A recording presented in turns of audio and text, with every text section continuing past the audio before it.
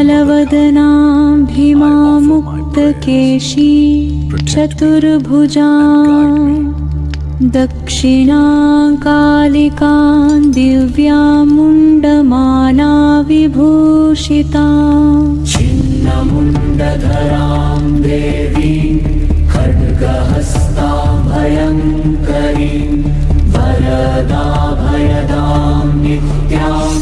दक्षिणहस्तप्रकाशिनीं श्यामवर्णा महाभीमा मेघगर्भसमप्रभां दिगम्बरां रक्तधारा लङ्कृतकण्ठभूषणां शवकुण्डलसंयुक्तां घोरदंष्ट्रां करालिनीं दीनस्तनां विशालाक्षी रक्तसिक्तवपुर्धरां शवहस्तकटिबन्धां स्मितवक्त्रां भयावहां रुधिरस्रवणधाराभिः सिञ्चन्तीं भुवनत्रयम् महारुद्रीं घोरनादां श्मशानालयवासिनीं त्रिनेत्रां भास्कराकारां